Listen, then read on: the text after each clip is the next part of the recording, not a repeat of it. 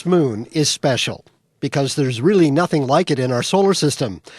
Oh, other planets do have moons, but they're all tiny compared to their planets. Our moon, on the other hand, is fully a quarter the diameter of the Earth. We're more like a double planet rather than a planet and moon. And because of its great size, it has a big influence on us, raising tides and churning the oceans. And life on Earth would quite literally not be the same without it. But figuring out just how our moon formed is a major problem for astronomers. We thought we had a perfectly good theory for the formation of the moon, but recent work has thrown that theory into doubt.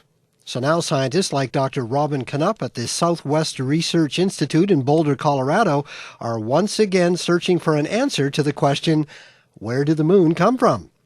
Dr. Canup, welcome to Quirks and Quarks. Thank you. It's a pleasure. Now, first of all, let's just start with some basics here. What do we know for sure about how the moon was formed? Well, we think that the moon is the result of a large collision with the Earth that occurred at the end of the Earth's formation some 4.5 billion years ago. We know that these large planetary collisions are common when you're forming Earth-sized planets, and we think that the collision was by another planet-sized object, an object having roughly the mass of Mars, and that collision ejected debris into orbit around the Earth, from which the moon then coalesced. Why do we think this so-called giant impact theory is correct? Well, it provides a natural explanation for the rotation rate of our Earth, which we see in our 24-hour day. It also produces the large mass of our moon, and it also produces a moon that is depleted in iron. In other words, that's lacking a large iron core in the same way that the Earth and other inner solar system materials have large iron cores. Now, you were on our program several years ago talking about the Earth being hit by the Mars-sized planet and how that collision... Well, what's wrong with that idea? Well, it turns out that idea explains most but not all of the features of the system. We get the right initial spin rate for the Earth, we get the right size of the moon, we get its iron depletion. The problem is the collision of a Mars-sized impactor with the Earth produces a debris disk around the Earth that originates from the impacting planet rather than the Earth. Now, why is that a problem? Well, we continue to study the lunar rocks brought back from Apollo. And we've known for a long time that the lunar rocks and the Earth's mantle rocks share the identical composition of oxygen isotopes. And this composition is very different from the meteorites that come from Mars, for example, or from most of the asteroid belt. So all the other materials we know about in the inner solar system have very different compositions, while the Earth and the moon are the same. So the problem is, if the impacting planet had a composition different from the Earth, as we think is probable, then in the conventional impact model, you form a debris disk around the Earth from the impacting object, and that should give you a moon that looks different from the Earth compositionally, and yet the Earth and moon are indistinguishable. And that's what has led us to think that we have a problem with the conventional giant impact theory. Oh, I see. If the moon came from an alien object, it should be more alien, but it's not. It's more like the Earth. Exactly. If you look at the moon, it looks as if it came right from the Earth's mantle. It's really quite astounding that you're still getting information from those rocks brought back by the Apollo astronauts so many years ago. So astounding. And it speaks to the incredible value of returned samples, because once you have those samples from another planetary object, time passes and your ability to study them in ways you never anticipated when you first collected them emerge. Okay, so if the idea then that a Mars-sized object hit the Earth and created the moon is wrong, then what are the alternative theories?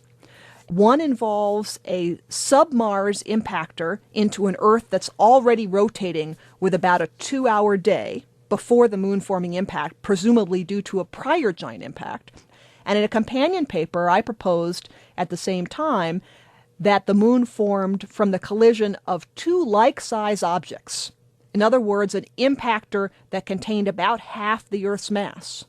And in that type of collision, you're nearly symmetric, so that the ultimate disk that you form has about half impactor and half Earth material, but the final Earth also has half Earth and half impactor material. So the disk and the Earth can have identical compositions in the end. Okay, so I'm just trying to get these two scenarios then. You're saying in one, there were two collisions, not one, and the first one spun the Earth up to get it going really fast, and the second one created the moon. And in the second scenario, the two objects that hit are the same size. The Earth and whatever hit it are the same size. They were both vaporized, formed one big mush, and then out of that came the Earth and Moon with the same composition. Is that the idea? Exactly. So those are the two new impact scenarios, and what they have in common is they both produce a disk with the same composition as the Earth, so they solve this problem involving the oxygen and chromium and titanium similarities between the Earth and the Moon, but they both leave an Earth that's rotating much more rapidly than we would need for consistency with our 24-hour day. So they both require this process after the impact involving the sun slowed down the rotation of the Earth. Boy, you got two problems here. One is the fact that the Earth and the Moon are the same composition, but the other is the spin of the Earth itself. How do you slow it down if it was spun up really fast at the beginning? So out of this, you got three scenarios that could give you one or the others. Which of these three scenarios is right? I don't think there is a single one of these three that is clearly compelling compared to all the rest. So we also have to step back and question our assumptions, I think. For example, we've been assuming that the composition of the impacting planet would have been very different from that of the Earth. But of course, we don't actually know that.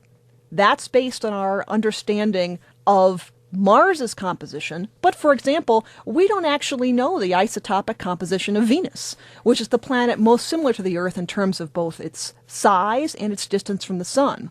So it may be that as we learn more about the composition of other objects in the inner solar system, this may change our assumption. So you're saying that if Venus is like the Earth and the Moon is like the Earth, that maybe what hit us was like the Earth and not alien like Mars? Exactly. If Venus turned out to have a composition similar to that of the Earth and Moon, it would completely change our thinking. And of course, there's always the chance that we've just missed something, and that there's an idea out there that we just haven't thought of yet. Do you find it kind of odd that the more science we apply to this, the more mysterious the problem becomes? Well, I often look up in the sky and I think it's a simple moon. It's just one moon. I mean, if you compare our system to the moons of Saturn, for example, where you have many moons and ring systems, ours is a very simple system. And yet, it's proved to be very complex to understand. And of course, we have the benefit of this wealth of data from the lunar samples. And so this is an example of where we should be able to get this right. And we should be able to really know how the moon formed. And once we do, and once we can explain all the data, then this is really the cornerstone for our understanding of how the planets in our whole inner solar system formed, and by extrapolation, how Earth-like planets form in other solar systems as well. So it's very important, and we're going to get it, but we don't have it yet, which is amazing. Dr. Knupp, thank you very much. Thank you. Dr. Robin Knupp is Associate Vice President and Head of the Planetary Science Directorate of the Southwest Research Institute in Boulder, Colorado. Hello everyone, Mike Shoesmith here. After listening to that, do you guys finally see why ppsimmons is so engaged in promoting the truth of the God did it mechanism for what we see around us? Because at the end of the day, the evolutionists, evolution being the engine which drives modern atheism, the evolutionists, they just don't know. They do not know. And when we listen to atheist and evolutionist friendly programs like this Quirks and Quarks, which is solely interested in, its sole interest is promoting deep time fish to man evolution. That seems to be the only reason this show, it's not even a science show, it's an indoctrination show into the worldview of atheism. And this is all subsidized by the Canadian taxpayer. And when these people get on these shows, which are friendly toward their worldview, you can really hear a lot of truth, because they feel that they're on friendly territory.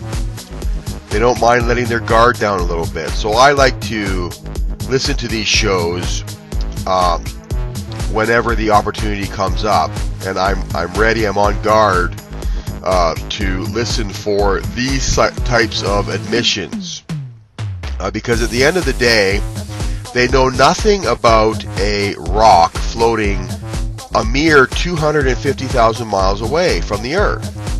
She has admitted here that they know nothing about it. They don't know where it came from. They know that it is made up primarily of the same material that the Earth is made out of. They know that, but they now know that a collision with Mars did not cause the moon to form.